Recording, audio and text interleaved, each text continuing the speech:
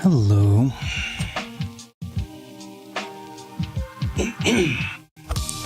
How's everybody doing? Let me make sure I have this really quickly.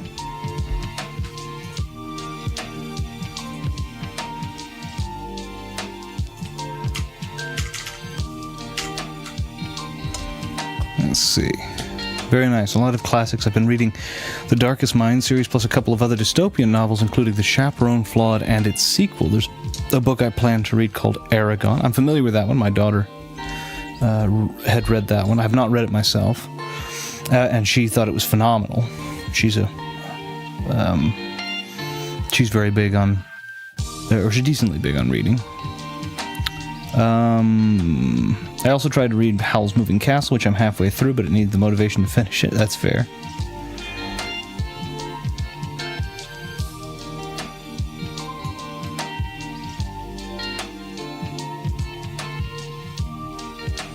I tried to read Snow Crash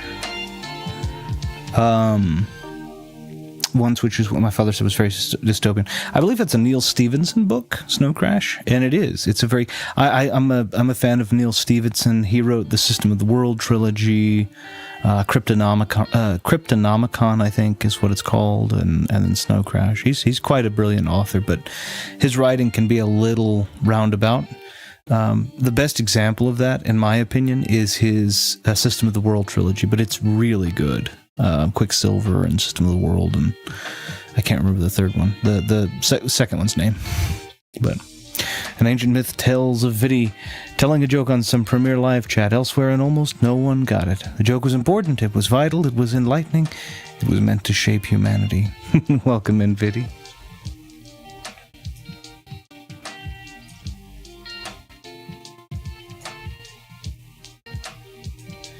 Going forward and test their knowledge to the absolute limits, the joke was, would you like some toast? Toast sounds very scrumptious. I just finished eating. Oh, very nice. I ate pizza for dinner, which is kind of like toast with a lot of cheese and stuff. I suppose, yeah, that's a good way. And so if I had pizza for breakfast, can I have toast for dinner? Yes, of course you can. Oh, I needed one more. I wanted to stream.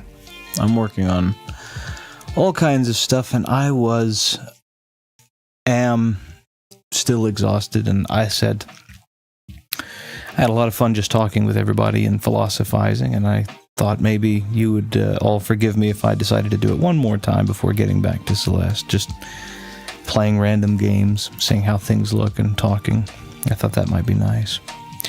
It's true, there was a live chat for Dawn of the Dead, and I randomly said, would you like some toast? Almost no one got it, except for thinking of the Breakfast Club. I can understand. I can understand that. Yeah, to you, Fighting Max. By the way, really quick, side note, and a huge thing I always talk about, I try to talk about at the very beginning, is please do check out the links below, because if maybe you're not someone who's philosophically inclined or interested, I don't want to say inclined, but interested, and you're interested in the gaming, there are several people that I have down there, and Vidi's gaming videos, of course. Vidi, I've got you in there with your Vidi Plays. There's a wonderful backlog of great candid content there. Ash, Omega, Thumb Bros, of course, for speedrunning. And Ash's link is a fresh new link I've just added. He gave me an okay to do that, so I've changed it, added the link. If you are interested in taking a look at Ash's stuff, he has made a new channel, made a new link, and I have been permitted to share it. And I really like his stuff. He hasn't posted anything, the videos yet, but he's made the channel and gotten everything up, so I'm excited about that. I watched his stuff back when he was posting a couple of years ago, and I loved it, so I hope you guys will too. He's got a great sense of humor if you haven't had the opportunity to interact with him here. If you have, of course, you kind of know. He's a funny guy. So, I watched the Breakfast Club and there was no toast. 0 out of 10. It is a very good movie. If I'm just going to be honest, just being able to talk about whatever you want and hang out with you is a highlight of my... Oh, that's wonderful. I love that. This is a philosophy thing that I had a question about, and now I'm curious, and I kind of wanted to throw it out, and Gallery of Thought, yay. I talked to Vidi about some of the stuff. I didn't talk to him about this one, but we talked a little bit philosophy offline, didn't we, Vidi? And we were talking about the philosophy of hedonistic tendencies, egoism versus egotism, and if those two things were intrinsic each other, and if one of those or both of those things were always bad. I mean, there's a whole lot of stuff there. So we're kind of wanted to continue that a little bit, but I had a debate that I had heard the other day, and I disagree with it vehemently, but I want to toss it out to what I affectionately called the gallery of thought, which are the bright and brave young minds of the people that come and talk with me, which I'm greatly appreciative of. I'm interested in marathoning philosophical games, but I'm not sure if I would have the energy to for a stream. Philosophical games, psychological games, from horror to story-orientated. And speaking of that, I mean, obviously psychological. Fighting Max was playing a game. I'm sorry I had to lurk. I was working on stuff at the same time, but was playing a really cool, really interesting game. Fighting Max, I might. You're in my Discord, and I think my list is fairly lengthy, but I really think you play some fun stuff. If you're all right with it, I might like to add your link down below to the people that I have down, because I really enjoy. I get to go when I get to go to your streams. I really enjoy them. They're very nice, very relaxed. So obviously it goes when you go in the Discord, but I'd like to do that. I'll go subscribe to it. Yeah, it's good stuff. He's a funny guy. Again, nothing's there yet, but the fact that he's created the channel, gone through the effort to do all of that, taking care of it. I mean, those are steps towards more funny. So, no, you weren't. No, I subscribed first because I had insider knowledge. So I apologize. I think Thumb is streaming on. Is he? I never get his notifications. I don't have a notification for Thumb when he goes on Twitch. I never get the notification. I hate it that I never get the notification, but I don't get it on Discord either. Let me look, because Thumb is it's so fun to watch his stuff, especially if you're in, again, the speedrunning community. Let me just see if I can find just really quickly. I want to take a look and see if I can find him.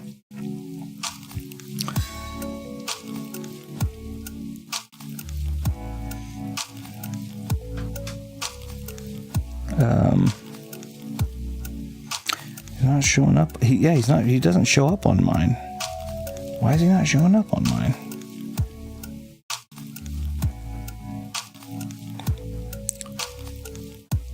Is he doing the Big 20 marathon? I just want to take a peek. I have a couple of shortcuts. Is he live right now? I at least want to have him. I think he is. Let me. I want to have him on the side over here and just kind of keep an eye, because we're talking loosely about that. But I definitely would like to. 1602. Okay, he's playing. Yeah, he's playing. Oh, wow, he's been going for a minute there. He's playing... Oh, it is a Big 20. Oh, my goodness. He's doing... let's see. He's doing Castlevania 2, so he's on number 11. I'm going to send him a...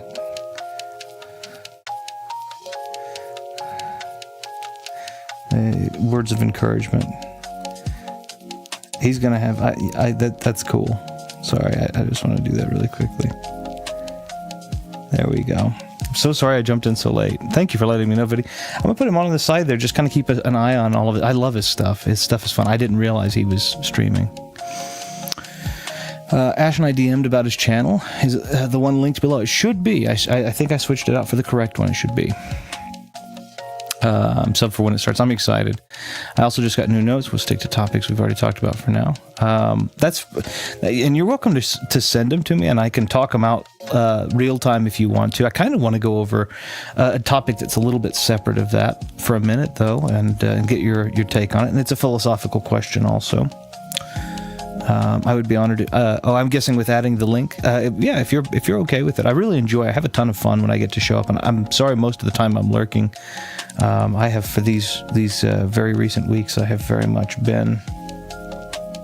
Yeah, wonderful. Thank you very much, Fighting Max. I just saw the message on Thumb's channel too. So how awesome is that? Yeah, if you get a chance, if you've never taken a look at Thumb's stuff, I guess he's on Twitch more than he's on YouTube, and that's why I don't get a lot of the notifications. But please do check out his stuff. He plays a ton of retro games. He does them fast. He's wildly gifted. I mean, he really does a phenomenal job on. He really does a phenomenal job on just his stuff, and I'm so sad I don't get to be a part of it more frequently. But he is awesome. He's taught me a lot of stuff about speedrunning. I'm not as practiced as he is, so I don't want to set that standard for myself. But he's taught me a lot, and it's been a ton of fun to get to do things. We've done events together for the past 3 or 4 years, and it's been really cool. He's an awesome guy. Let's see. I had been reminded of the Talos principle recently in terms of philosophy, and I'm kind of interested in playing it always. The puzzles are difficult. I have played the Talos principle. The puzzles are difficult, but I like that. I like a challenge. I like Sherlock Holmes games, Professor Layton, all of those good things. So tough puzzles are what if I figure it out too quickly, it wasn't worth my time for me. I think it was a YouTube community post for Thumb. Then again, he may have stopped. I just didn't get notified of it, or if I did, I didn't see the notification as a shortcut. Maybe I didn't see it. One way or the other, I'll take the blame. I'll assume that I made a mistake there. I'll assume it wasn't technology's fault. So I'll apologize. I'll apologize for that. But yeah, he's doing famously. I mean, honestly, he's playing Simon's Quest, and that is, for anybody who has played... Oh my goodness, no, don't do that. For anybody who has not played Simon's Quest, that game is not an easy game. That game is super... Of all the Castlevania games, that's... of all the classic Castlevania games, that's one of the harder ones.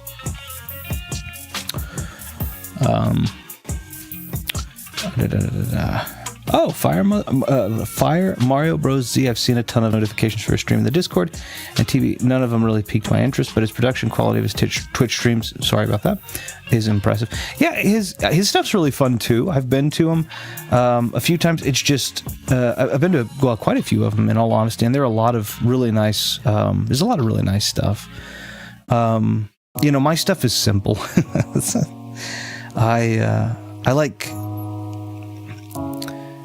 I like to keep mine kind of simple. Let me move this over to the fireplace talk. I like to kind of keep mine simple. I've got borders and things that kind of keep the eye from being too fatigued, but I just kind of want good quality video, good quality audio, and take that to the illogical maximums and enjoy. And hopefully I do that, but so long as it's comfortable. Yeah, but his stuff is good. His stuff is fun. He plays a lot of Mario. He does a lot of impressions. It's fun. It is definitely a fun environment. He's a younger individual, so he's got a lot of that youthful energy coming through, which is really nice. So, of course, I don't have a Twitch account anymore. I had one a long time ago, and I think I've told the story about it, but suffice it to say, I didn't know a whole lot about streaming. This was years ago, and I was going to stream on Twitch. Some guy wanted to be made a mod, and I knew nothing about any of that. This was a long time ago, and made him a mod, and then he began to start banning people that I knew who were in the chat, and so I took the mod status away, and he was, "You've no idea what you've done. What will come down upon you?" And I'm sitting there going, this is a kid probably, and again, even a long time ago. I've been an adult for a very long time. So I'm like, okay, I'm not worried about what's going to come down on me. I'll be fine, or I won't, but it'll be okay. This won't be the thing that caused me a problem.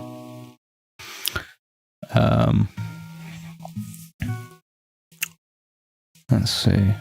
Okay, I'll DM those notes. Yeah, sure, I'll take a peek at them, and we might go through some of them live here. I know you're really busy, so absolutely no worries if you want to lurk. I'm glad you showed up. Oh yeah, no, I enjoy it.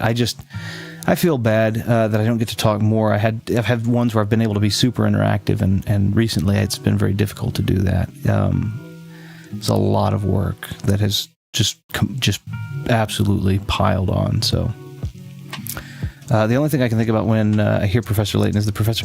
See, I've never played the Professor Layton Phoenix Wright crossover. As a matter of fact, it's one of the very few Professor Layton games with the actual professor in them that I've not. I think they've done a couple in the series where it's his like niece or something like that. But I played all of the mainline ones except for that one. I need to play it. It's certainly something I'd be interested in.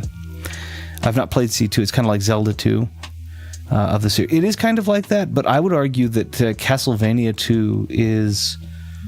I would argue it's a lot harder than Zelda 2. Zelda 2 is not that... It can get tough, but it's not that difficult.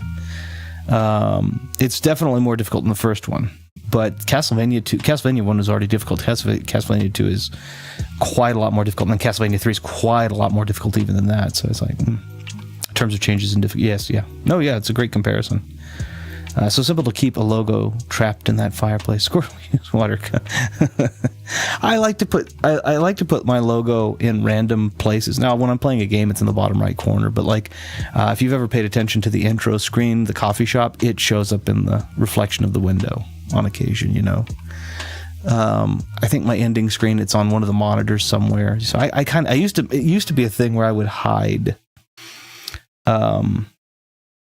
It used to be a thing where I would hide the logo somewhere, and even when, like, if you go back to my older thumbnails, my video Squitchy, which was just the green, simple little green guy, would just be hiding somewhere. I'd hide him behind a character. I'd hide him in the, you know. I kind of took that and made it a theme. I started cataloging the running gag. Yes, yeah. Keep trying, yeah. Once upon a time, there was a chatter named Viddy. He joined about Toast and Ash 20 Quid and Research Mode. And one time, they were on the wall of Retro's Gallery of Thoughts. Well, the Gallery of Thoughts doesn't refer to the physical. The Gallery of Thoughts, the gallery are we, and the thoughts are those that we put forth within the we, within the where we are. I haven't played that game either. Yeah, it's Skeletal Necromancer Knight. Knight, I think that might be you, and if indeed it is, what an impressive series of adjectives you've added to your name there. Welcome in. Or as we say instead, sometimes thanks instead of yeah, doing pretty well. Good. Me, I'm probably still waking up, but ready to engage in the thoughts of gallery. Okay. Not really the greatest. Not even okay anymore. Just been getting worse and worse every day, honestly.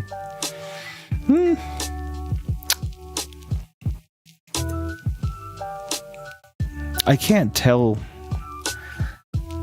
I think it's a condescension to say, keep your chin up and all this kind of stuff, personally, because things can be bad. But I also think it's... there's a principle called relative privation, and I think it's very important that we look at objective privations, right?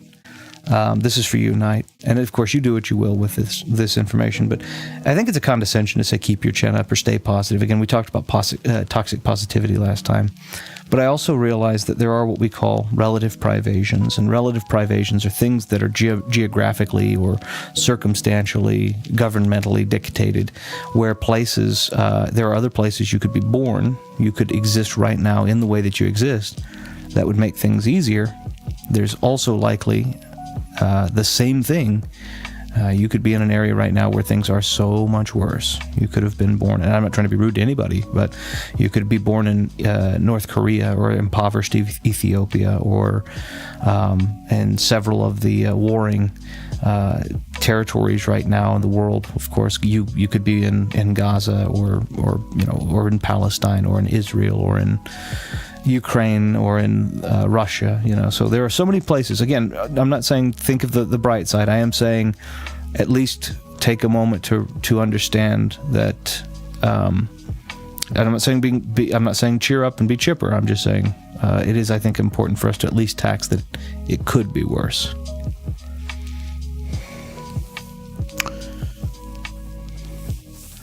But yeah, you're always welcome to talk about things. It's just a thing to kind of throw things there to the gallery. It is I removed undead from my name because I was talking to a person and realized that undead contained a lot of things, such as ghosts, ghouls, zombies, and such.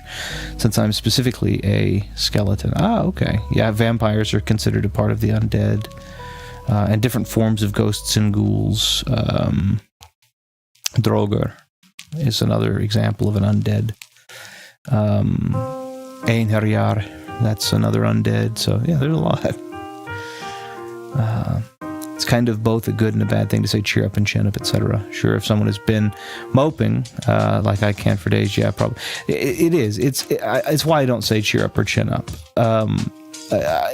What I generally encourage is to look at the things that could have been worse and recognize at least your distance from them. Because that's fact. Cheer up or chin up is kind of this condescending telling you how to feel.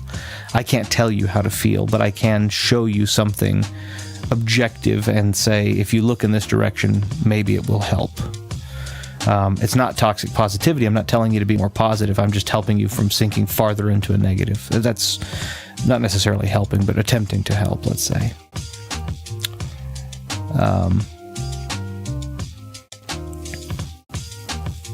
They shouldn't be because they need time to heal. No one can rush it. That's fair. Narrowing down your classification, yeah. So no one can or should. No, that's very true. That's exactly right.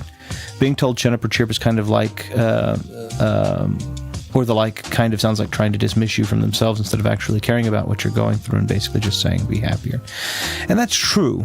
But then there is also, we also have to take a look at the other side of that coin, right? Which is what happens when you have people that are suffering from chronic chemical depression, or people that are choosing to look at more, because obviously in teen years you tend to be angstier, and if you happen to have tendencies towards depression, you might have a tendency to mope around a bit more in those years. So there is a healthy balance, not necessarily to telling people to chin up, but there is a healthy balance of saying, hey, it could be worse. I'm not telling you that what you're doing is better. I'm not saying you should feel good. I'm telling you that it could be worse. So if you want to, if you want to look at the math of the circumstance, here are a couple of things that, might help. You don't have to. Again, if you're using sadness or anger to do something productive, perfectly fine. Like if you're using that anger or that sadness to fuel greater motivation or greater action, absolutely do that. I think go for that. Sure, I'm feeling a little down myself, to be honest, but I'm here to engage in some surely interesting and even some lighthearted banter and musings of thought. Yeah. Excuse me 1 second.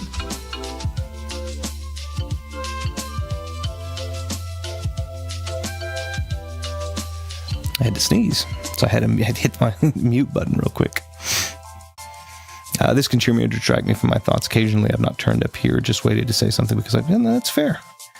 Well, felt rather than feel, and I hope you don't feel down, too down. But I hope things are. And again, you're always welcome to vent if you feel like it's something that will help you process those emotions. You're always welcome to vent here and talk it through. I mean, I'm not here to.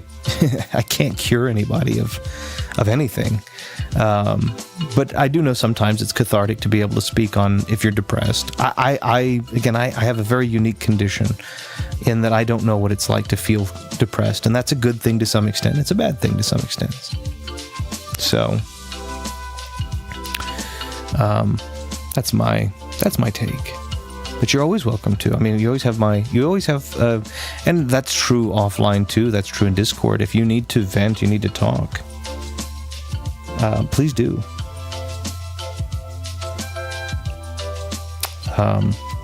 Oh yay, Vidi. Not Vidi. I'm sorry, Vidi.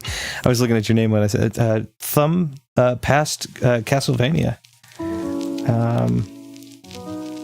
He did it quickly too. It looks like he got the neutral ending, I think, that's pretty good. Yeah, he did. He did very well. Yeah, they fighting back. You guys are ahead of me. Let's see. participating in these streams always makes my day better because, and I've said this before, it's basically the only place where I feel like I can have candid conversations like this on the internet. Well, I appreciate that. That's the idea. This is a place where nobody should be there to poach or to diminish. I'm not about censoriousness. I'm not about overexposure. It's just this being reasonable in our conversations. We talk about things that matter, and we're respectful of each other, and that's a big deal, I think. Candid convos are rare on the internet to agree. Well, I think so too, and I really hate that that's the case, because it's become, and it's a worldwide thing, but it's become so taboo to talk about anything. I work for a company that, even they don't want to. They have this open door policy, but there are 5 or 6 things that they don't want you to talk about. And I think a lot of people experience that in their everyday life with family members. So we don't want to talk about this, that, or the other, and workplaces. And I'm not so keen on it. Is he playing Shadowgate now? Is that what he's playing? No, he's not. He's playing Deja Vu. Okay. Deja Vu. I love Deja Vu. That's part of the. I actually have. I'll show it off. I have it on Xbox because I actually have the original cartridge from years and years and years ago. It's one of the things that never aired because I couldn't get the audio correct on it. But Deja Vu is such a fun. The Kimco Seika trilogy was cool, and I actually have it on Xbox. I think it's called the 8-Bit Adventure. No, I gotta 8-Bit Adventure Anthology. Now I get to show that off. That's cool. I'm not gonna pass or any of them, but I'll show it off. It's really cool. Plus Retro's voice, the music, and his very interesting life. Plus all of the other members of the chat truly make an experience like it. I very much appreciate, and I'm flattered about that. I don't. The music I hope is nice. My life, I'm glad that you find it interesting. I don't know what about my voice. It's just my voice. It's just always been my voice. So I hope it's pleasant, at least. If not, I hope it's pleasant, but at least not grating. Partially due to these streams, I started looking a bit more into philosophy. Wonderful. GG, yeah. He passed, yeah, Deja Vu. Deja Vu is a great game. Deja Vu is usually a glitch in the Matrix happens. It's kind of an interesting, that's an interesting kind of subsidiary of simulation theory too. Makes you feel like you've been in this place before. Yeah. Black Cat just passed, and then another just like it, and did the same exact thing. It's very soothing, and a bit like ASMR in a way. I never understood ASMR. It didn't make sense to me, but so many people love it, so there's got to be something to it. I just don't have. Maybe I'm not smart enough to know what it is. Dang it! More ASMR jokes on the stream. So so I kind of want to bring a question to the gallery of thought, and that is, this is the philosophy. So Vidya, this is not part of the philosophy that you sent. You had sent me paperwork on. This is the philosophy of transcendentalism. Before I try and define it, does anyone know kind of what the transcendental principles are? Then again, Ash paid for a bedtime ASMR story, cost 40 or 60 pound. I've never followed ASMR, but this stream does have some of those qualities. Well, I mean, if it's something that's relaxing to you, again, just because I don't understand something doesn't mean it's not something that can or should be enjoyed. I just don't think I just don't understand it. It's my problem. It's not the world's problem. It's mine. I saw an ASMR thing on Twitch by accident. Well, if you enjoyed it, there were high-pitched bird noises rather than a quiet voice. It made me uncomfortable. Well, sometimes that's I remember learning it in school, but I can't remember it now. Okay. I think just talking in a low register, quiet, etc. voice is truly what a good ASMR should be. My microphone is pretty good, so I figure I don't need to be terribly loud and disturb everybody else in the house. And you guys seem to be able to hear me okay, so.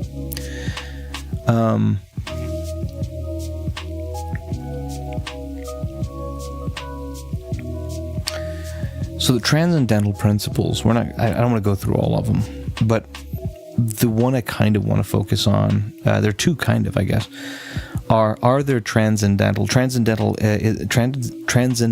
transcendentalism or transcendent is basically a principle that is transcendent of our being.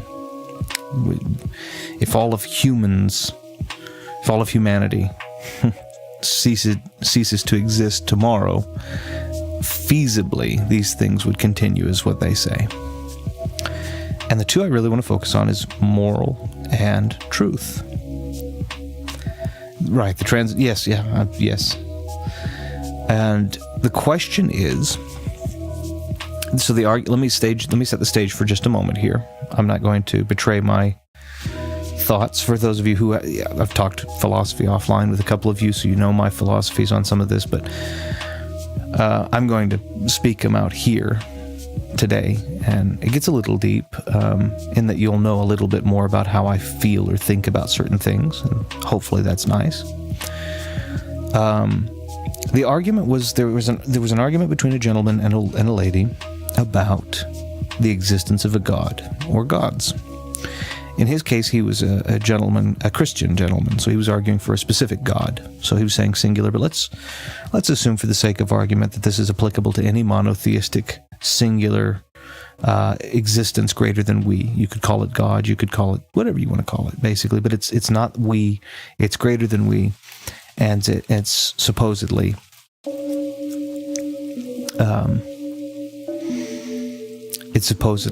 something that is independent of us. Her argument against it was that to have something like that, it would be, well, speaking of God, more of the new notes talk about religion. Well, a little. I'll take a look at those. I think these are things that I love to talk about. So the argument that she made was that the existence of a god or gods is mind dependent, which means you have to have a human mind to create it, because we don't have anything that is objectively showing that a god exists. And his argument was that transcendental truth exists, therefore, if something is transcendental and can exist that is intangible, then so can God. And he uses the example of, do you believe in the laws of logic, which there are multiples? And she says, yes, I guess so. I don't know much about him. And he says, what about the law of basically you? Only you can be you. No one else can be you. You can be no one else. And she says, of course, I believe that. And he says, okay, well, then you believe that's true no matter what. And he says, yes, then because that truth is transcendent, whether or not your mind is there to acknowledge it, it is something that is true regardless.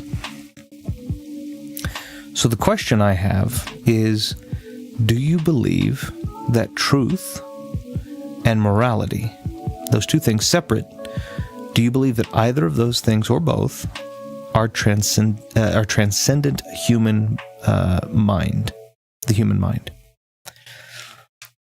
Is morality objective in all cases or most cases? Is truth objective in all or most cases? And I'm not opining yet. I have an opinion, but I'm curious to hear what your opinions might be.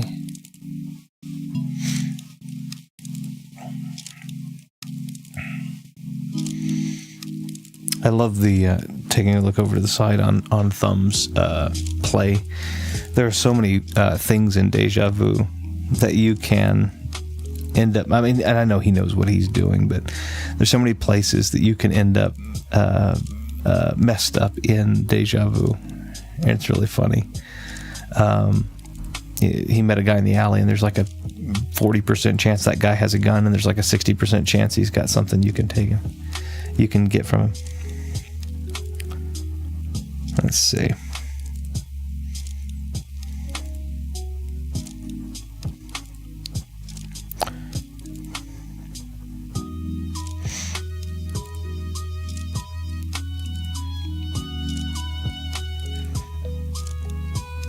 Okay.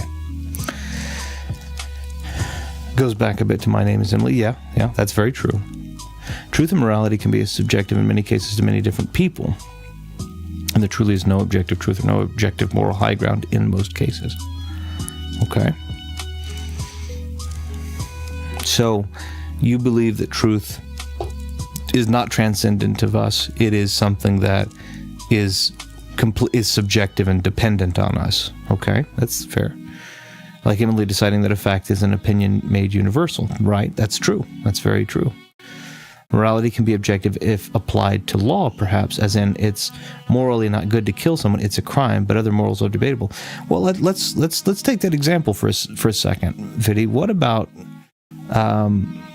what is the difference between killing someone in cold blood, killing someone in self-defense, and killing somebody in defense of a people or person who could not defend themselves, and killing somebody as an extension of your job within the military or government? Of those, which ones are good, which ones are bad? Because mathematically, they all end up in the same thing, don't they? The net loss of at least one life or more.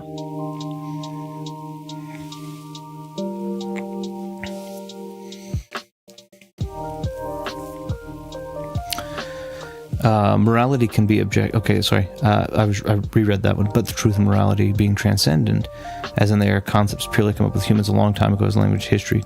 Yeah. That makes sense. Even the law can hopefully apply to a person that was defending themselves. Therefore, they were hopefully not in the wrong. You see, I think I agree a lot with what Fighting Max is saying there. So much so that... and I don't mean this to sound condescending, Fighting Max, so please don't take this as a thing, but likely even before you were born, I had determined that I was a moral relativist, that I believed that morality was completely subjective in almost all categories. We have laws that are, we say generally we want to try and stop this, but then we usually have, at least here, trials by jury to determine whether or not the circumstance, even though it may have ended at a negative loss of life or whatever, that the circumstances surrounding it were acceptable. And so even in law, it's very difficult for us to look at something and say, under all circumstances, that's bad, barring one thing. Moral relativism was brought up in your DMs. It was. I am a moral relativist. I believe almost everything is only moral considering circumstance. I would argue that I'm very... the argument a lot of people do use in place of this would be utilitarian. The basic of that is that it's the most good done to the most people, but you have to define good. So the idea is that it's the greatest net positive for the greatest number of people over the greatest amount of time.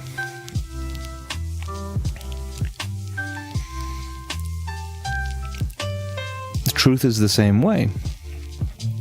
Truth is mind dependent, right? So let's talk a bit about let's just very, very lightly place a pinky toe in the waters of science for a minute, and we've kind of talked about this, which is the idea of superposition or hyperposition, so to speak. Superposition. Okay, so it's better to do or be good for yourself and others, but humans probably keep questioning what is truly good. Well, let me ask you another question then, Vidi, based on what you've just said there. Is it good for you to do good to others, or is it good for you to do good for yourself, if those two things become mutually exclusive? Which one of those is the morally better thing to do? Now, I want to be very clear. Societally, I can tell you for a fact that altruism is considered to be the best thing, but is altruism really good?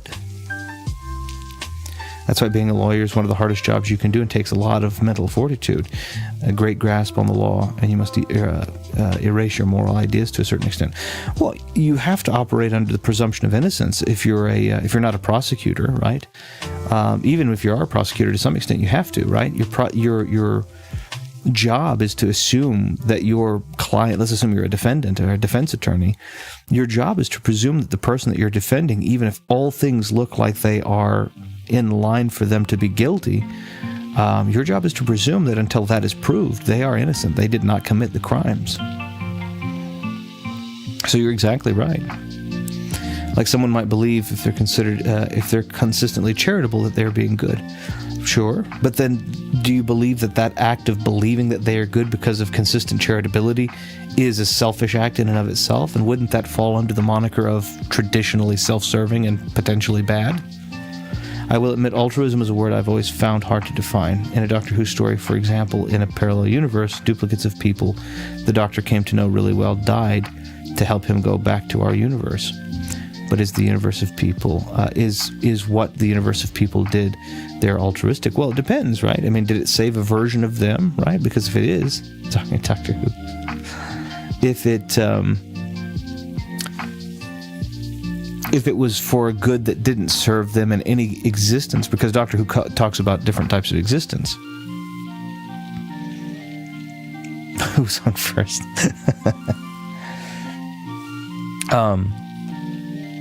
But you have...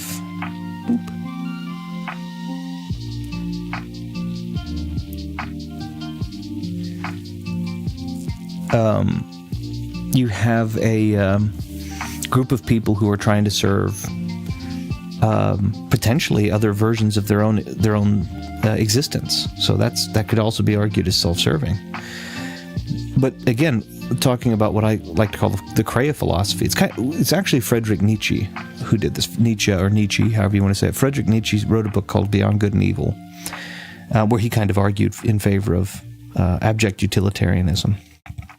And the idea was that sometimes by doing a thing that feels good or is considered to be a social good, you're doing more harm, right? To give money to somebody who begs could give them the meal they need to get by another day. It could also enable them to believe that this is a now feasible way to continue to exist. Yes, it's a little tough, but I can just ask for money and people feel sorry, so I get it. So I really don't have to work. And they're trading one discomfort for another. They're trading the discomfort of a constant work schedule with the discomfort of potentially the place where they live. And they'll acclimate just as we do. So it's kind of a wash. But arguably, there's no inward contribution, societally speaking. So arguably, that could be considered at least a net bad by them, the math of the circumstance. I should almost stream that Doctor Who story on Discord, but it's 7 25-minute long episodes. Good Lord, that is a lot. Problem is, streaming shows on Discord can be difficult. Most of the time it's yeah, that's true. Though I have usually just used an MP4 and have Discord visible. Somehow that works. Well, very nice. That works well. I know I didn't really have any issue apart from it being a little bit quiet, but I have a volume booster on my phone, so that's not a big problem at all. I just turn that on. I can go up to 200%. So, yeah, even with My Name is Emily, the only thing that really happened was it was quiet. And again, I have a volume booster on my phone. I was watching on my phone so I could text back, and it was fine. Thumb thought that the Twin Peaks sound was fine. Okay, good. Okay. But he didn't need to boost the sound, or at least I think. Well, okay. I mean, it does depend on the device, because the amplitude of it is dependent on what you have in. Also dependent on how many ohms can be pushed by if you're wearing headphones, for example.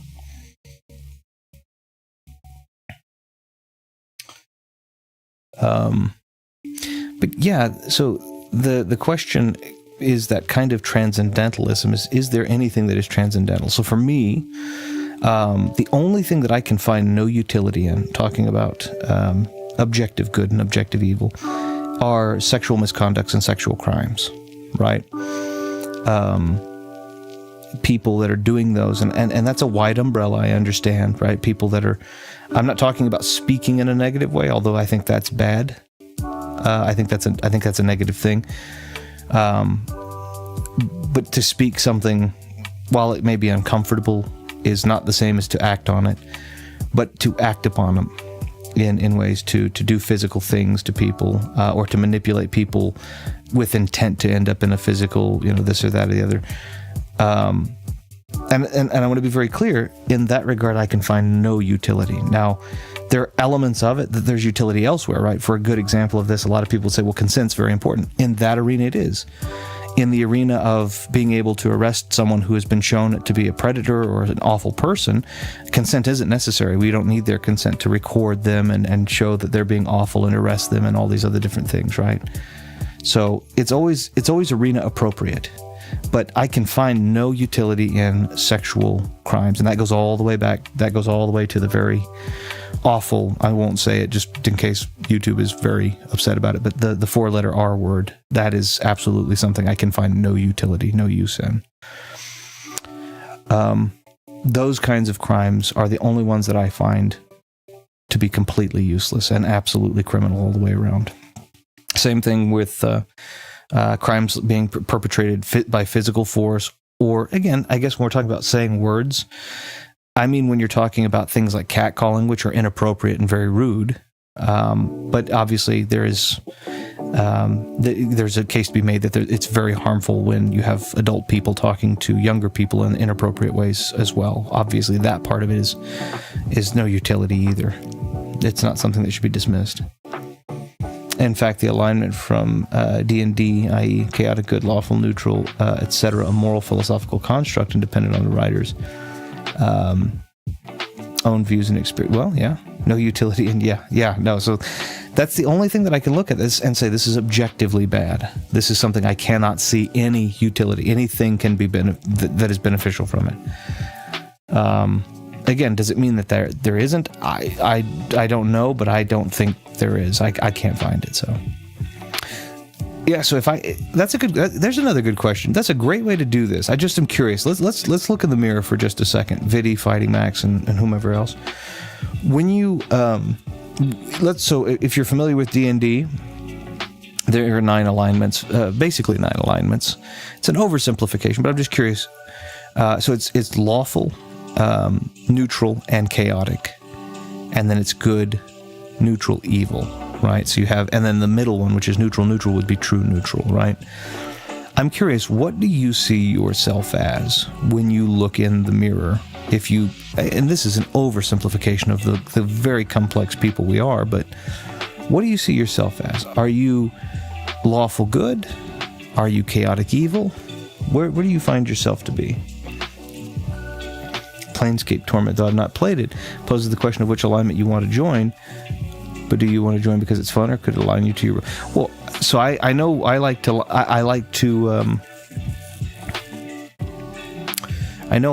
actually question myself, and put my character in these.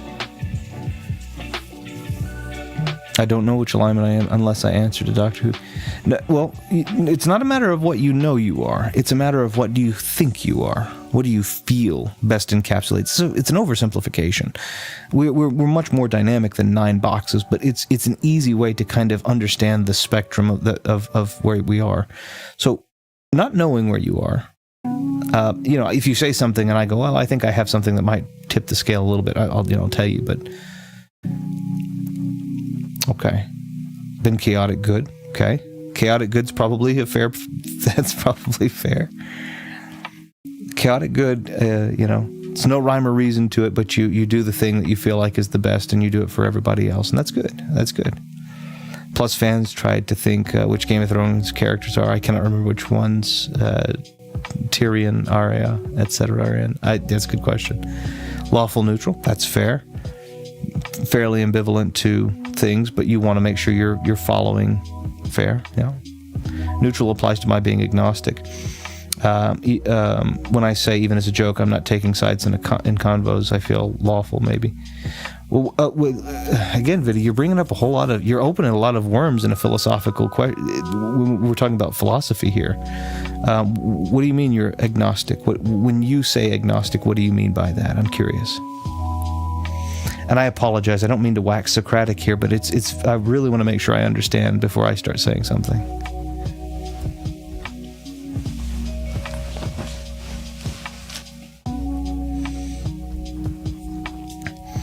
Okay, so a lot of people, so I have an argument that, and people might disagree with me. That's okay. Agnostic is not a religious belief. Agnostic is something that we all are by default. Now, because Gnostic means to know, and a before the word is without. And I don't think that any evidence has for or against been compelling enough for any of us to call ourselves Gnostic in that regard. I know that there are a lot of people of certain religions that will say, I know for a fact that there is, I've had this experience, and so on and so forth, but we are unreliable narrators, even to ourselves. It's a very, very difficult thing to convince somebody of unless you can show it objectively. So I'll be very clear that I am agnostic in that I don't know. I can't claim that I know, but I also will say that I am, I do believe that there's something beyond us that I cannot prove. I can only use. Maybe it's just because I believe it to be vanity to believe ourselves to be the highest form of existence. In fact, if someone is neither religious or atheist, what is the word for that?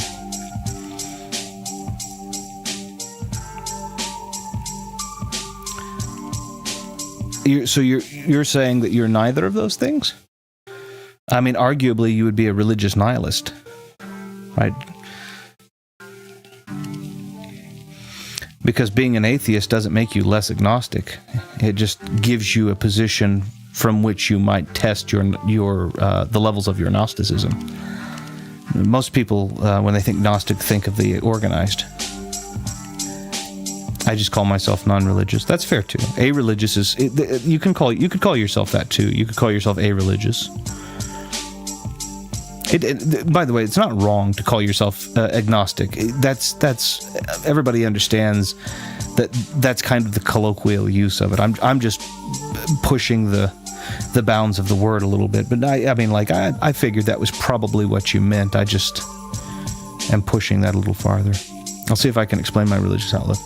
So I don't absolutely believe that there is a God, etc., or am religious or practice faith. However, I don't say I don't believe in God or anything like that.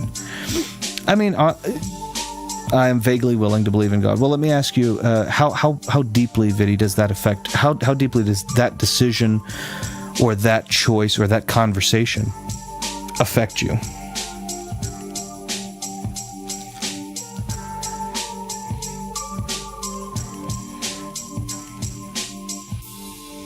If there is evidence, then I'll believe. No, that's fair. That's perfectly fair.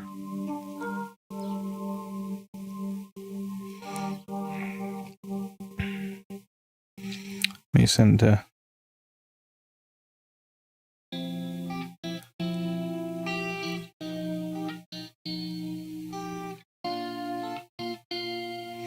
Nice. There we go. Yeah, and again, I think that to your point of if there's evidence, then I'll believe. I think we should remain anybody who does or doesn't believe. I think regardless, we should remain adogmatic. I don't have evidence. I believe that it would be vain for me to believe that I'm the highest form of existence. Not me specifically, but we as in humanity. And so I like the stories of the polytheistic, fallible gods who basically made all of the mistakes that humans can make, but they made them first. So we have, they've transcended humanity into godhood. And, maybe it's something that we can do, or maybe it's, I don't know. But I've always liked that idea of being able to aspire to something new, and it's still alive and well in many polytheistic practices and Eastern philosophy, that there's a potential of transcending humanhood to the beginnings of godhood, and gods maybe have another step above them. So it's just one of those things where I like the idea of having more to aspire to in that regard. But again, it should be adogmatic. I shouldn't attempt to tell everybody who thinks that there isn't anything else out there that there is, because I know, because this, I don't know. Nobody knows what happens when you die, save for the dead. So I'm neutral on it. That's fair too, to answer it. It doesn't affect me. I agree. Yeah, except for when lately I feel like religion is a topic of start thinking a little, which is fair. That's a perfectly fair thing.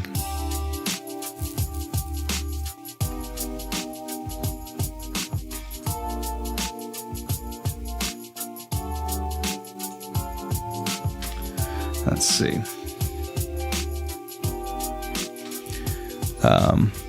with reference to his dark materials, gallery thoughts. We talked about that. Religious discussions or stories I found somewhat fascinating, though I've never read the book of the Bible, know much at all. I've read that thing quite a few times. I don't think about religion a whole lot because I've already taken my stance, and I think the mythology is cool for some religions. Hey, Retro Room. Hey, Hummus Hero. How you doing? Plus, Nick Cave, one of my favorites, is religious, least of all in his music and other works. Sure. Are you a Mormon? No, I am not a Mormon. I am not a Mormon. I have read the Book of Mormon. I have read the Bible. I've read the Ignatius Bible, several variations of the Bible. But no, I'm not a Mormon. I like the idea of a monotheist. I'm sorry, not a monotheistic. I like the idea of a polytheism. For me, if there is another existence, it doesn't stand to reason to me mathematically that it would be a singular. It would be a plural, most likely, just like we are a plural. The odds of one human continuing to persist to exist, to me, doesn't make as much sense as the idea of at least two who can procreate, and then they naturally procreate, and even more, obviously, in some instances. So I don't have anything against Mormon. Well, I don't have anything against the people. I think some of the beliefs, we have a history that doesn't coalesce very well, in my opinion. But no, I'm not. We're just talking about, I think agnosticism is very logical.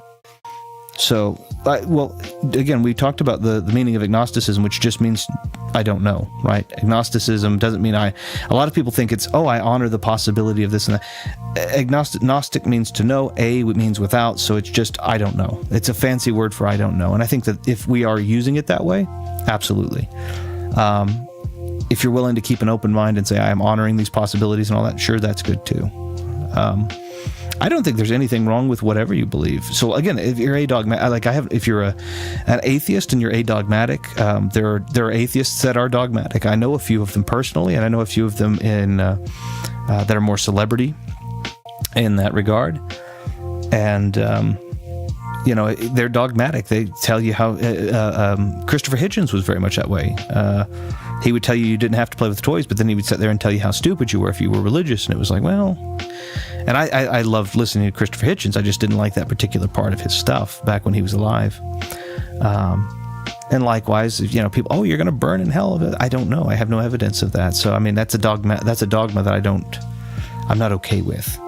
I don't know what happens. If somebody's willing to do that, I have other philosophical issues there. Some people think about religion very logically, and that's why they don't really believe in any God. Not that I'm saying that people who do believe in God are illogical. It's just different forms of logic. And again, remember, logic, a lot of people like to throw this out there, that logic, again, that was part of the transcendentals.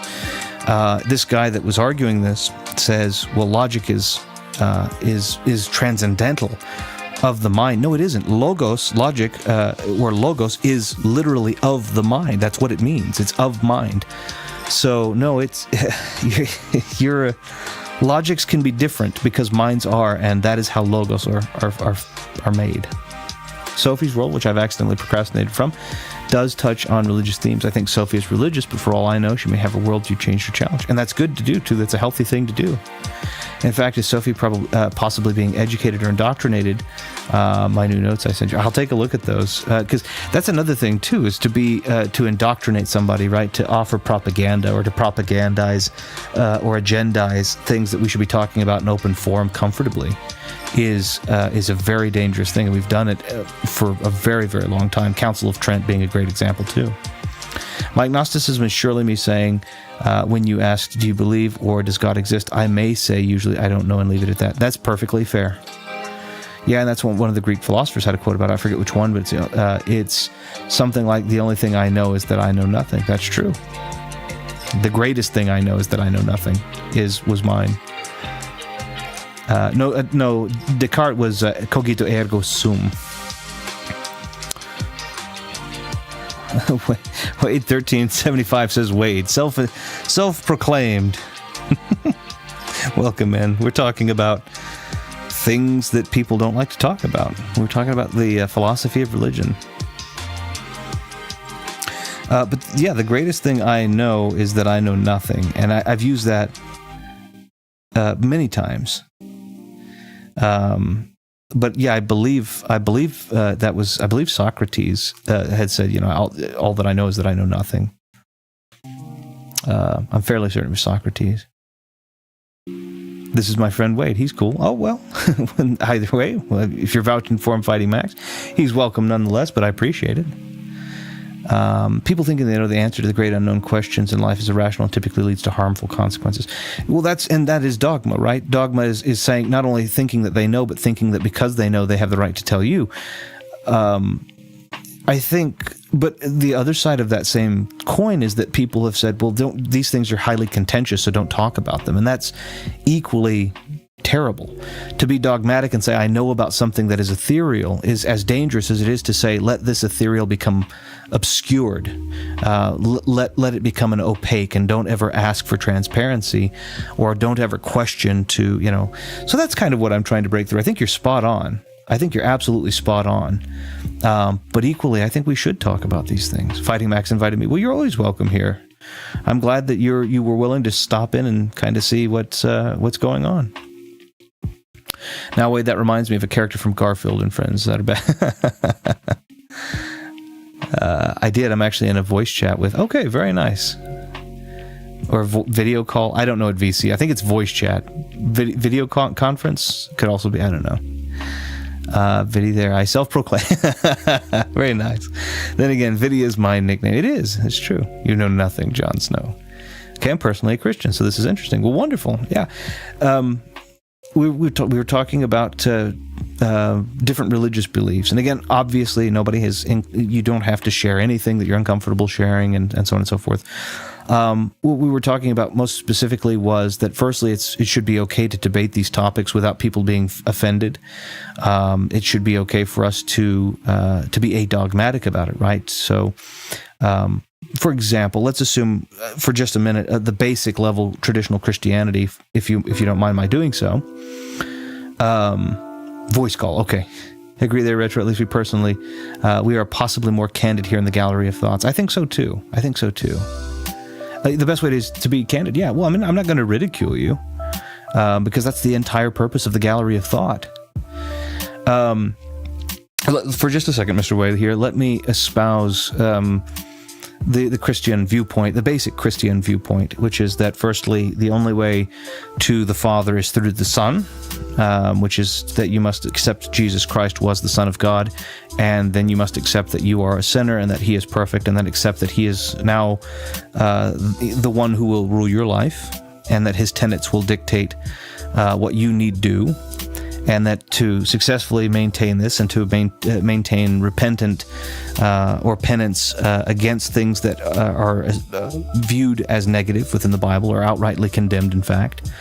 And doesn't mean you can't make a mistake, means you're supposed to be able to repent and to turn away from that. And that will lead you to heaven, posthumous. And to fail to do that, and just all the way back to the acceptance of Jesus as the Son of God, acknowledgement and allowing Him to dictate and His tenets to dictate your to accept that and to allow that to happen. If you fail to do all of that, choose not to do all of that, or even outrightly object because Jesus, or God, not Jesus, but God says to deny Him is also an unforgivable sin, though it's a difficult, there's a few things you have to do in order for that to be considered a complete thing. You would go to hell. So that is, for you to believe that and to act in accordance with that is perfectly acceptable, of course. But if somebody else has a different logic flow and they have their own, because there are other holy books out there. Some of them are younger than the Bible, like the Quran, which is about 500 years younger, and some of them are older than the Bible.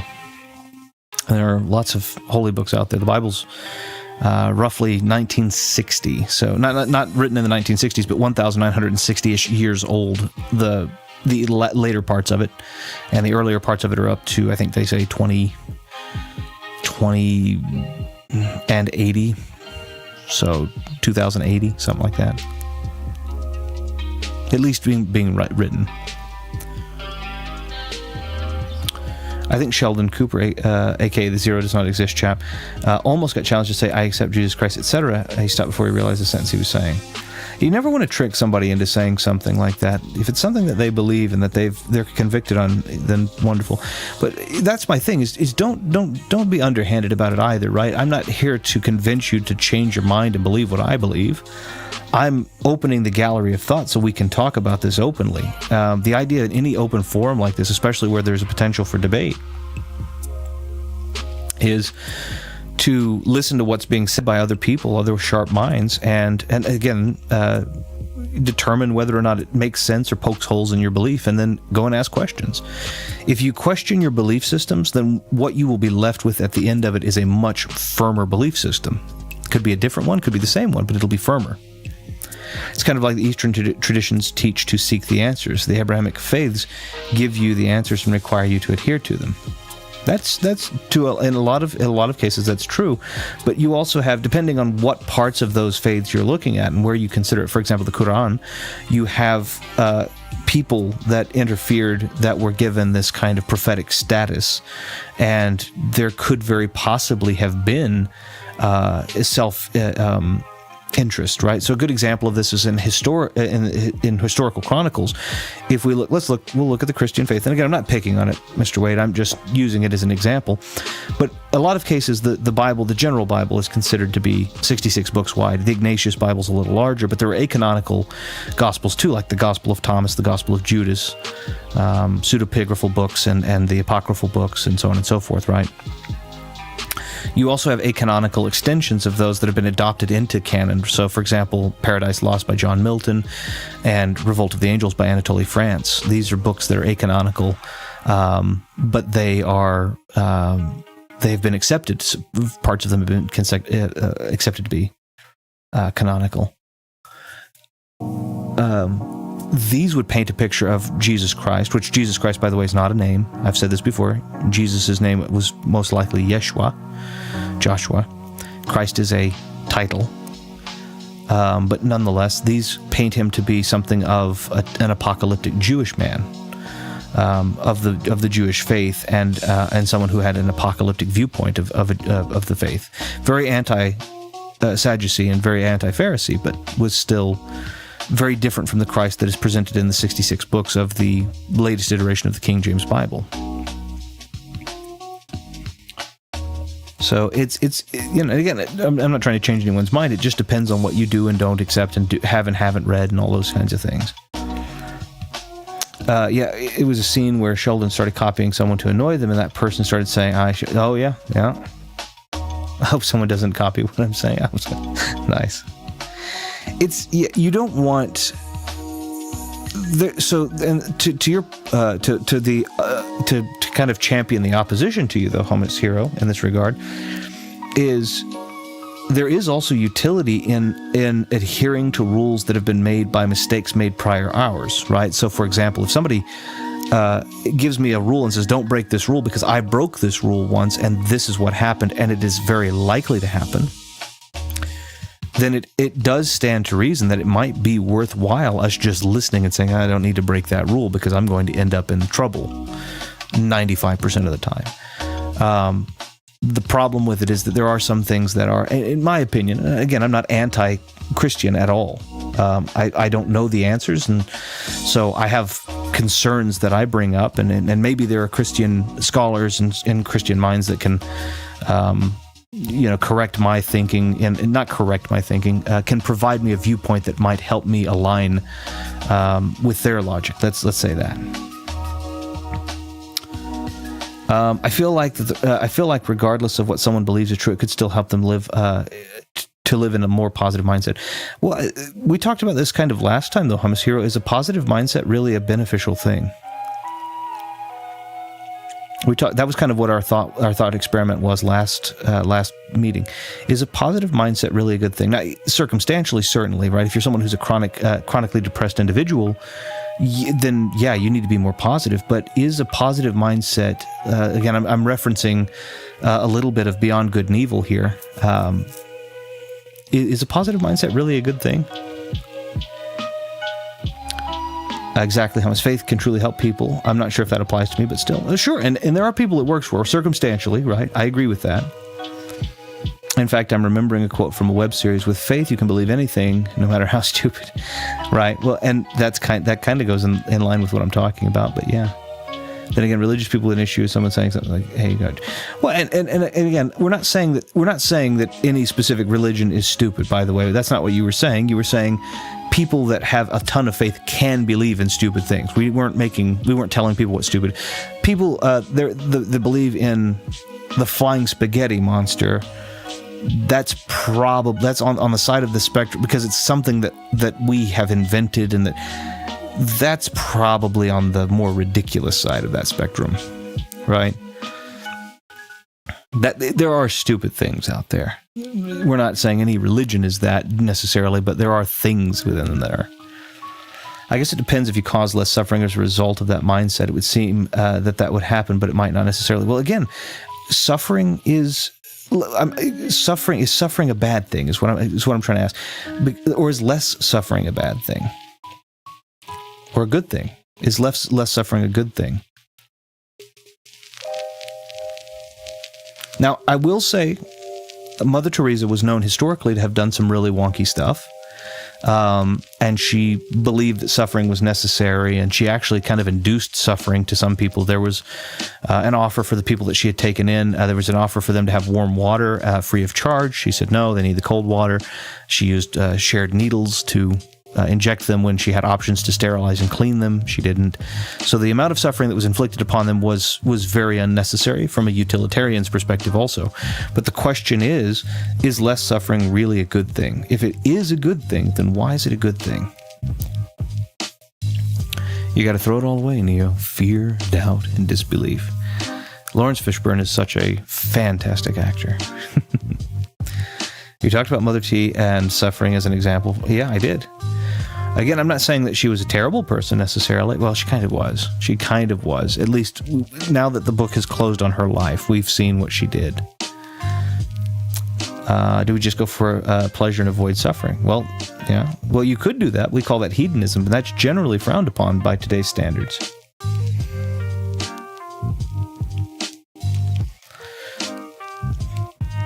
So that's why I asked the question. I think less suffering is a good thing, but it requires less pleasure also.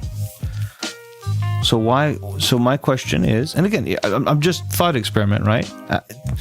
Less suffering is a good thing, but less pleasure. Why is that? Why is less suffering a good thing? And how would you get less pleasure as a result of less suffering, right? Because if you suffer less, then you would feasibly have more, you would be in more pleasant circumstances, right? Dawn of the Dead. It's hedonism in an Apocalypse 101. I don't know what in the world notification that was, but sorry. Minos Prime, welcome in. Religion definitely seems to help people as a way to ignore death in a way, but throughout history there's also a lot of conflicts as a result of differentiating beliefs. That's true. And I think that that's one of the biggest things that it does help people with is to become copacetic with the fact that existence is temporary. A very wise man that I speak with fairly frequently says, I don't know what happened where I was before I was born, and so I won't know what happens after I'm gone. But the fact of the matter is, before you were born, you didn't know what existence was. So you didn't know what you had well enough to fear losing it. Now you do. Death is a different beast in that regard. As in, religion leads to a lot of conflict. It does, but it's because people don't want to talk about it. It's because I think it's because of two major reasons, and I think that these are reasons that I've discouraged openly. Firstly is that it is a dogmatic thing. People take it personal when you talk about a religion that they espouse. If I give mine out there and you say that's silly because, and you set out logic for me, I'll go, oh, okay, maybe I should change my mind. And I'll go back and I'll research and I'll study. It's not a personal thing. I'm not dug in and saying, okay, I can't change my mind. I have debated with my brother on religious topics and a-religious topics for decades. And we're still, my brother and I still get along very, very well, and we believe differently, and we have great arguments in that regard that are never angry, heated ones. They're always just, I don't know, all right. And we go back and we research, and then we come back together. It's great. Haven't you seen Romero's Dawn of the Dead retro in chat? I have. It's been a while, but yes, I have. Because I believe people seek to fill the void of suffering with pleasure, and I don't think that pleasure is the result of the absence of suffering or vice versa. Well, so chaos theory, let's talk about the basics of chaos theory. They may seek to fill the void of suffering with pleasure, but then if you can experience the lowest lows, doesn't it make smaller highs seem like greater peaks? Also, comfort is the enemy of progress. Not pleasure necessarily, but comfort. Let's assume contentment even is the enemy of progress. So if there isn't something that you suffer or can no longer stand to suffer, do you not believe that that is a forward-propelling motivation? Right? If I'm suffering, if I'm suffering in a way, then I'm going to try my best to stop suffering by progressing. There's utility in that, because then something new will become that way. Let's see. Basic summary. 4 survivors hide in a mall to avoid zombies, and all the stuff the mall compels them to leave. Yeah. That last sentence is similar. That last sentence is that similar, saying that we cannot have happiness without sadness. We can't. Because we experience things to the opposite. We experience things from both sides. It's the basics of chaos theory, which is you don't know what good is unless you have evil, because if good is the only thing that exists, then good becomes the baseline mathematically. It becomes neutral. So you have to have evil, something that moves the stake of good into and beyond neutrality. I don't believe that it leads... Well, sure, it leads to problematic outcomes. It does lead to problematic outcomes, but that's not a bad thing. I think a lot of people take... I think a lot of people take a lot of offense and a lot of defense against problems and against issues and against things that seem heinous, but it is... there's utility in those. There's utility in feeling pain. There's utility in being sad or being angry. And there's utility in using those to propel good efforts and forward efforts. I don't subscribe to dualistic worldview. That's fine. Yeah, no, that's fine. I mean, again, I'm not here to convert anybody. I don't... it doesn't make a difference to me one way or the other. That's what the gallery of thoughts is. It's putting out there what you believe. I do believe that you cannot experience one without understanding the other, but if you don't agree with that, that's perfectly okay. I find it fascinating. I'll start. Yeah.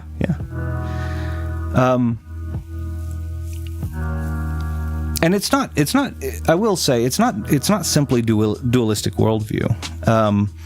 There is a spectralized worldview that we offer extremes on. But it's completely experiential, in my opinion. So to say that I can understand what for me, to understand what pleasure is,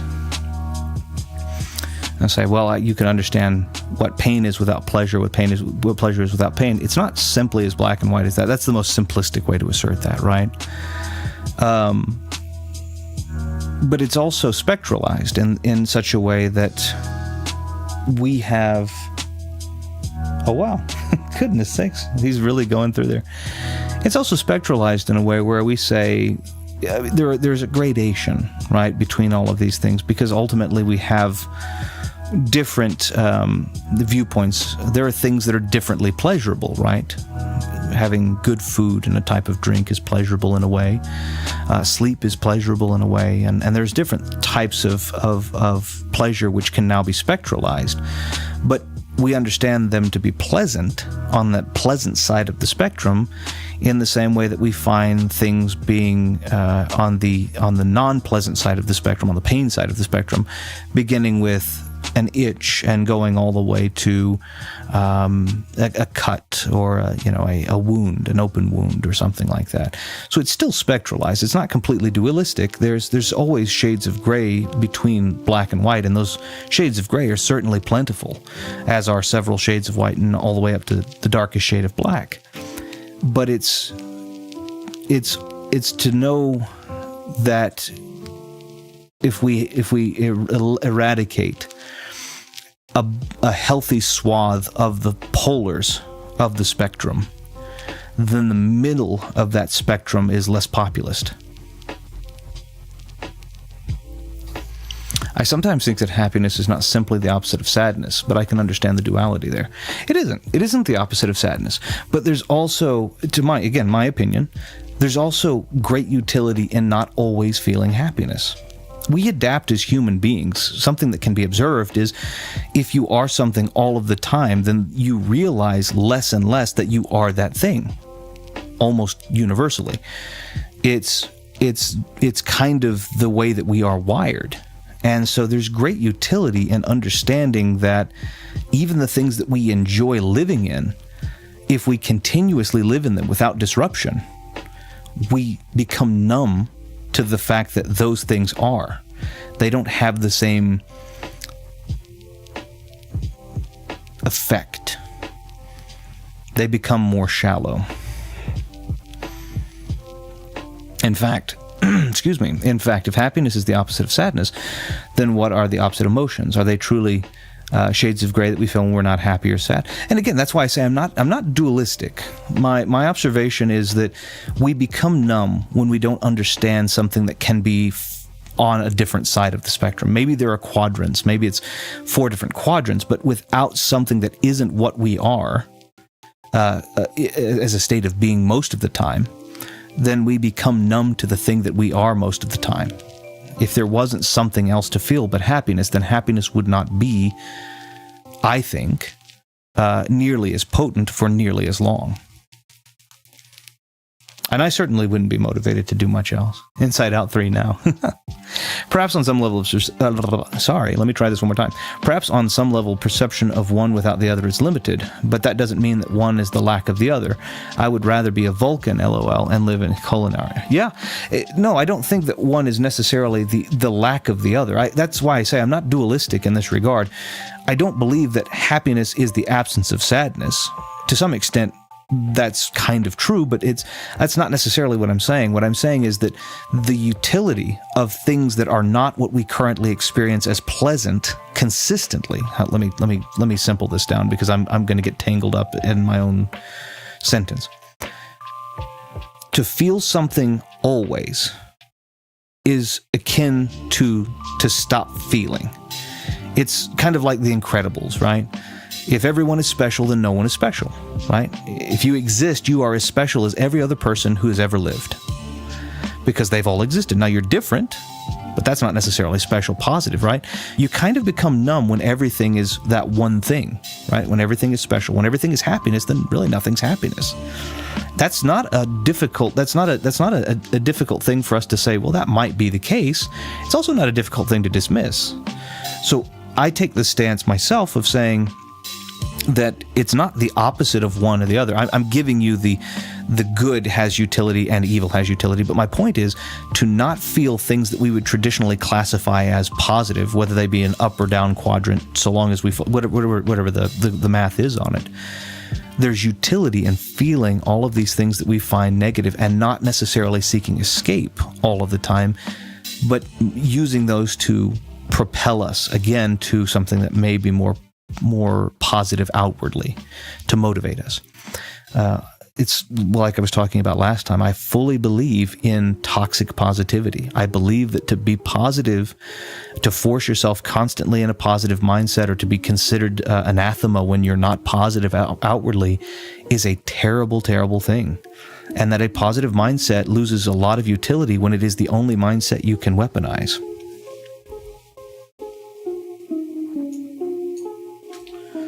Let's see. Insert Vulcan salute here, yeah. I don't have a camera, but yeah. I don't think that there are really any bad emotions, as they can all lead to satisfaction away, although not all of them may be just to others. Yeah, that's a perfect... there you go. That's much more concise, Minos. Thank you. There's utility in every emotion, but it's difficult when you narrow the amount of emotions that you feel down to a select few. Those emotions generally start to become more shallow. Kirk and Spock can also engage in moral, philosophical, etc. debates for a long time. Becoming more even-keeled leads to better decision-making. From my life experience, I have shaped my philosophies on what I've experienced. Sure, but becoming more even-keeled doesn't mean becoming less experiential, right? To be able to manage yourself outwardly is and even inwardly to an extent is the case, but it doesn't minimize the experience. It doesn't mean that you're less experiential, right? So I've been in business, doing business for decades, and as I got older and older and older, way back when I was in my 20s and my teens and my early 30s, and when I'm doing all of that, I noticed that there's this progression of where you start to realize it doesn't make sense to outwardly benefit like that. It doesn't mean that inwardly we're less experiential, that we don't experience the angers or the hates or it's now just how we use them outwardly. But we still experience them, and we still realize the potency of them, and we still use those to fuel perhaps our ambitions. Or at least I do.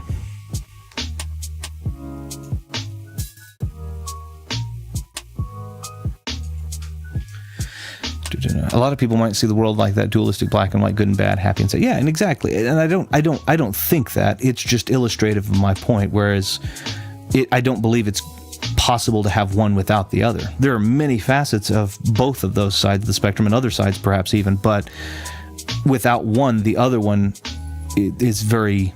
It doesn't have the same punch. But of course, there are 9 alignments in D&D. That's true. But perhaps everybody lives best in different ways. Well, of course they do. Yeah, I mean it would be a shame if we all lived in the same way. Certainly, like belittling others could feel good, but one could look at for a way for everyone to be happy and achieve more, at least utilitarian increase in happiness. Right? Which, and again, using what I call what I believe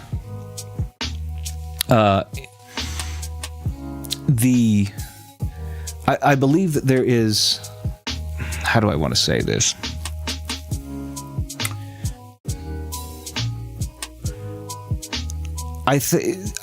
Abject utilitarian dictates that, yes, but also, again, we have to, is it happiness? Is it genuine happiness? Is it utilitarian happiness? Is it, hold on 1 second. Got a message from my wife, so I'm going to make sure I'm taking care of that really quickly. If you'll forgive me just a moment. She went to go grab some stuff. She told me, I found some stuff. I said, okay.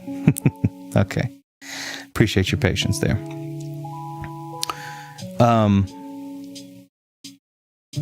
But anyway, it's the difference between genuine happiness and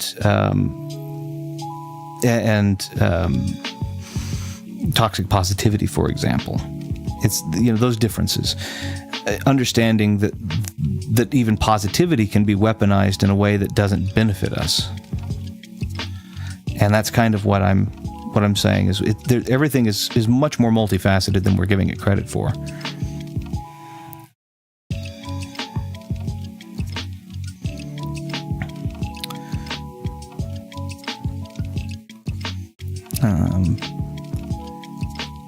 Even some might look at our game and say, hey, you're too old for that.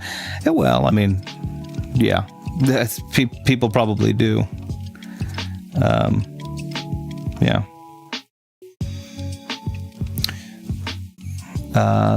Let's see. I don't believe that there's utility in suffering. Siddhartha learned that. Siddhartha was also based on the philosophy of a singular individual, right? I mean, that was what that particular individual believed, and again, that was also at a particularly vulnerable time, right? This was a Buddhistic principle, and so you not believing that there is a utility in it is perfectly okay, but I don't think that particular novel illustrated, to at least not to my satisfaction, that there wasn't utility in it.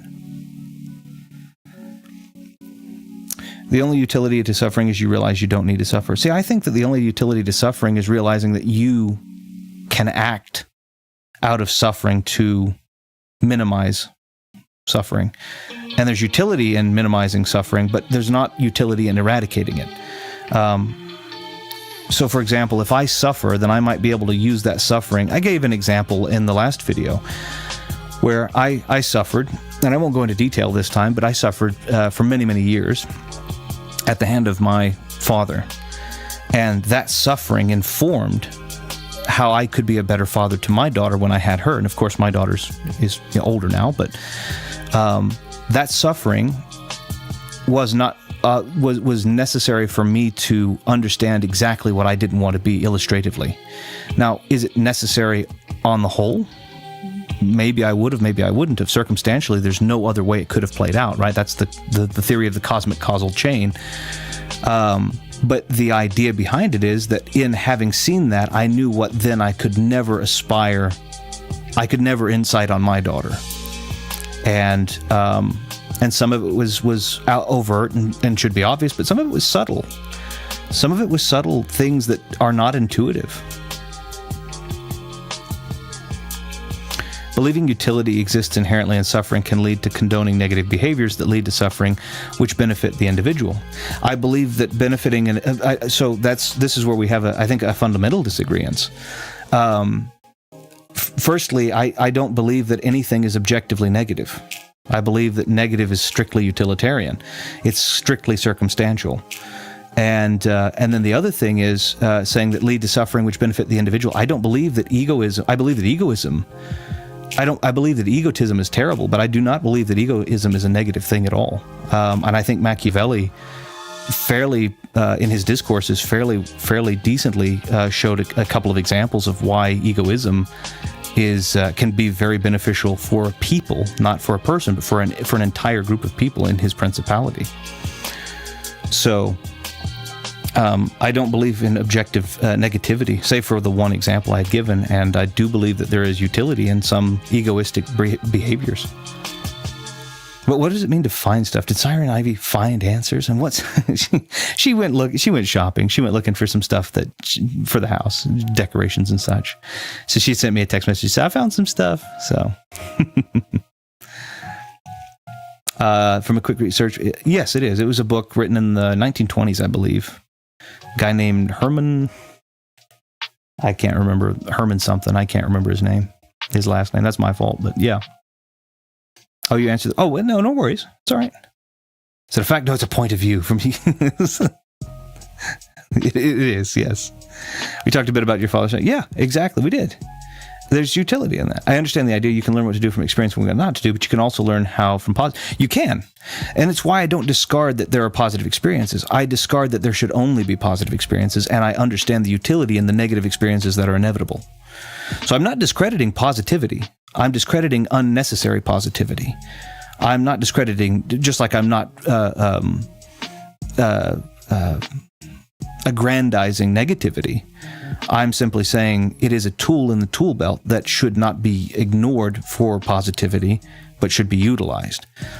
Positivity is a hammer, negativity is a screwdriver.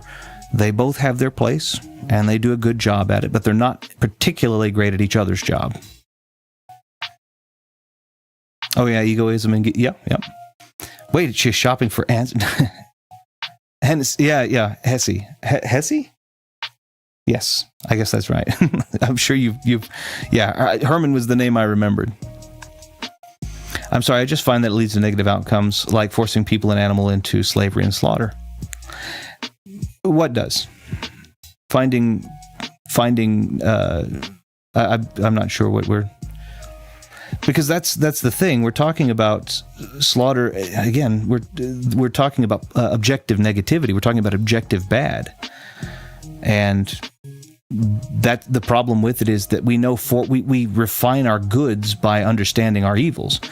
The world, there is no mathematical world where the world existed without slavery, but because we had slavery, we now know what we want to try and stop.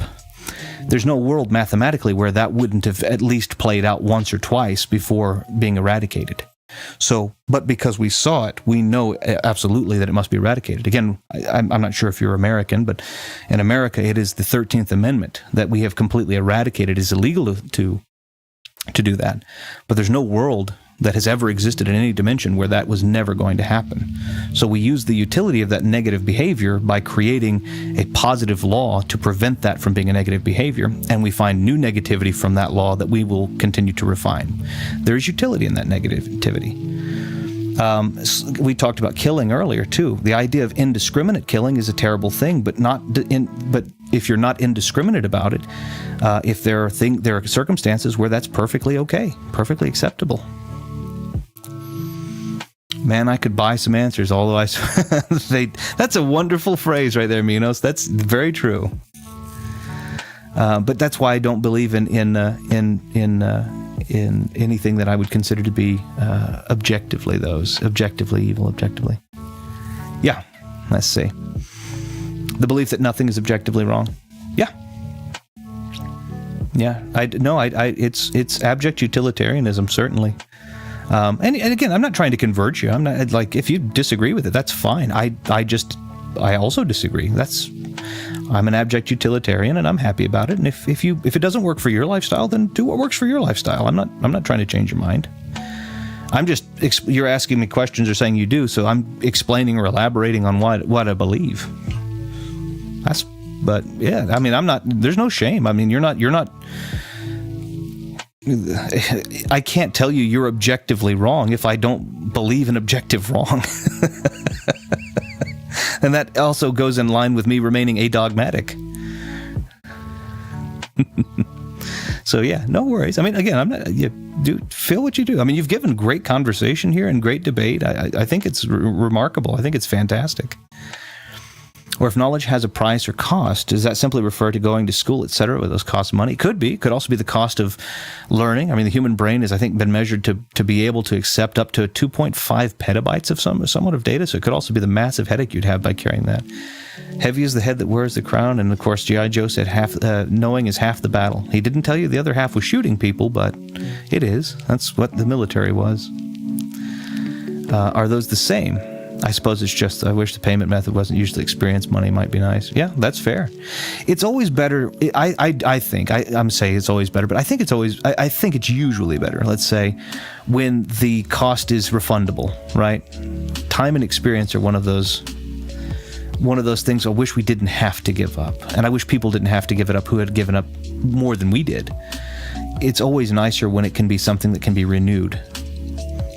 But the sad reality of it is that most of the time it is a non-renewable. It's people lose time. People lose, whereas the cost of knowledge and personal cost, something that's best not to know. Maybe, but the truth can usually hurt.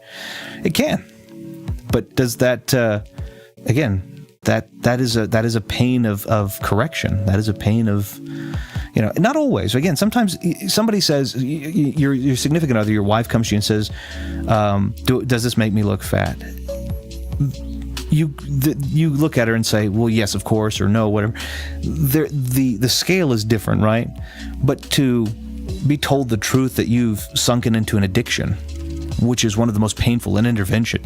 I've seen this happen firsthand. I've never used any drugs or never smoked or any of that kind of thing in my whole life. And again, I'm older, but I have seen it happen where there are interventions, certainly over the course of several decades, and it's a painful truth, but it's a truth that pain motivates them. That the pain of that intervention motivates them to get help a lot of the times. There are definitely some things I'd not like to know. Can't say I'm better for it. That's one of the things that's also brilliant too, is to realize that there are some things that aren't worth learning. I've learned a lot by harsh truths over the years. Maybe I know better because or do I? Maybe. So if I say 2 is 5, am I objectively wrong?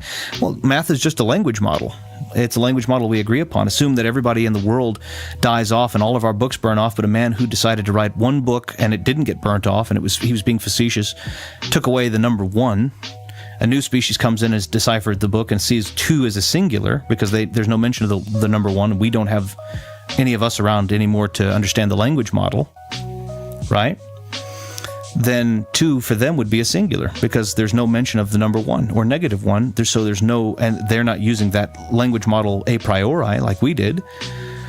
So because of that, for them, 2 plus 2, let's look at it this way. They have that one book, and it's no mention, it does all these maths. It's a facetious book that takes away the number 1. No other humans are there to decode it. They managed to decode it. 2 for them would be a singular, because there'd be no mention of the number 1. So for them, 2 plus 2 would actually equal the next number in sequence, 3. But for us, we know, because there was a number 1, that 2 plus 2 was 4. But math is a language model, so yes, no, you're by our language model, you're as wrong as close to wrong as we can get.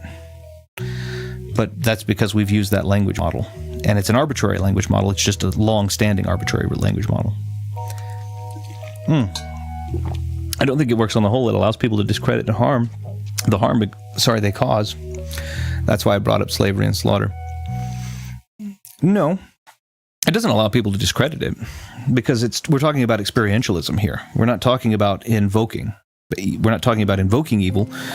We're talking about understanding when evil is invoked, that there is utility in the evil that is invoked. Most people, the thing about it is that evil is nothing that will ever be eradicated. Evil will always be around. It doesn't matter how hard we try to fight it, or from what angles we try to fight it, because it is pervasive of being. It's something that occurs the minute that cognizance is introduced into the equation, and not even necessarily higher consciousness and morality. We're talking about evils of the little squirrel having its neck snapped from a cat that didn't necessarily have to kill it for that meal, right? It's just something we decided arbitrarily to look at and say, well, that's awful.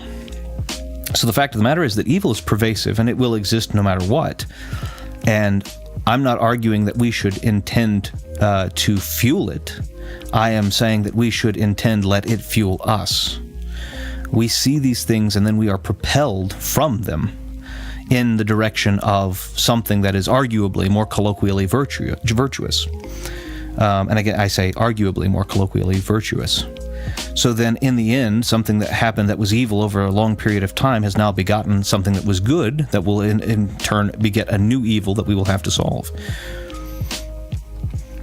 If the world could, if it were ever possible, if I believed that it was possible to eradicate all evil and maintain all good, then obviously that would be the thing to fight for. But I believe that to be an absolute impossibility, mathematically impossible, not just etherealistically impossible, but actually absolutely mathematically impossible.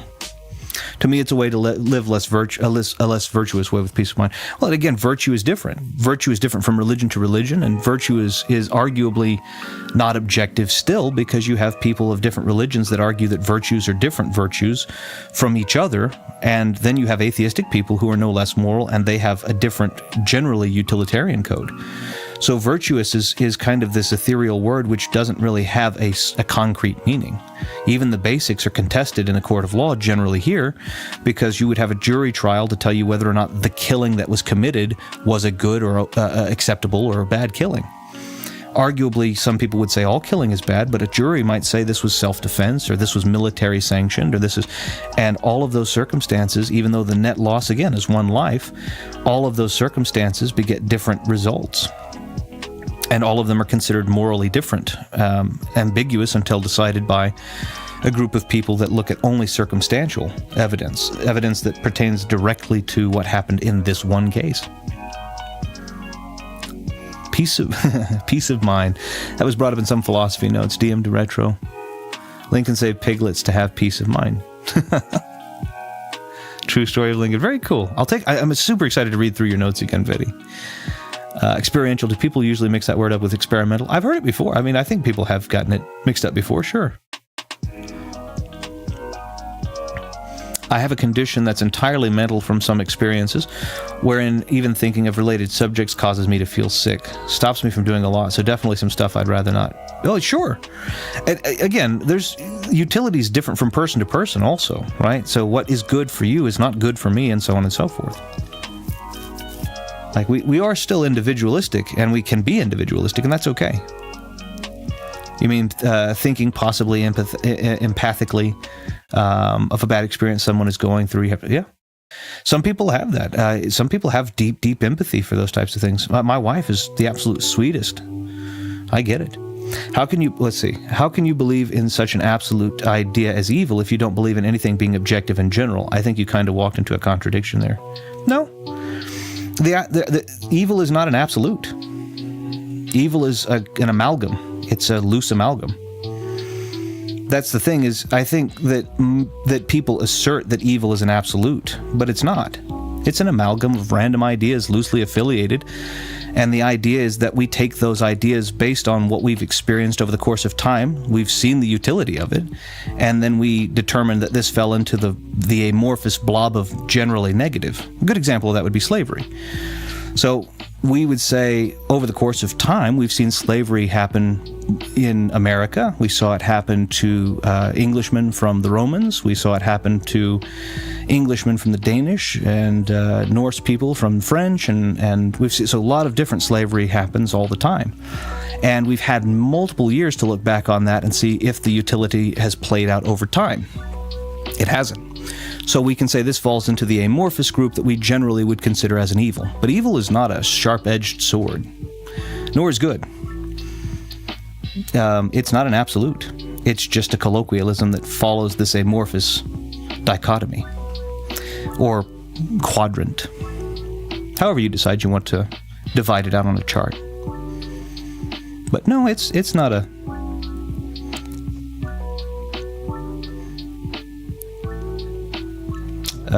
let's see. It's a personal thing, but stress of thoughts or certain things, if prevalent enough, make me feel sick. Apparently it's a physical thing. My white blood... Oh, that's no good. Sounds more, if you permit me to use the word visceral. Ooh, like a physical reaction. I assume what Bozzy thinks is different. Oh, I'm sorry that you do that. You spoke of it as an absolute. You claimed it would always exist. That's an absolute statement. It's based in experience. Well, always is an absolute statement, yes, because it already has. So we can't eradicate that which has already existed. If something has existed, then it will always have existed. And we have an idea that this amalgam, this loose amalgam of ideas, negative ideas, colloquially considered as evil, will always exist. That's the absolute statement, is always, not evil. And always is an absolute statement, certainly. Sure, I can say that. But evil is not the absolute. Always is the absolute. Evil is the amalgam. Off tangent a little, what did you think of that Yes Minister scene I DM'd you in terms of play? It was interesting. It was very, very interesting. Now, I don't know when you're saying in terms of pleasure and utility what more specifically you're looking at, but... Well, evil is one of the... Yeah, exactly. It's not... True, it is, right? And that's the thing, like, to say something always or never, right, in this case, we have had something that exists, and we loosely affiliate it as a colloquialism with what we could consider the general negative amalgam.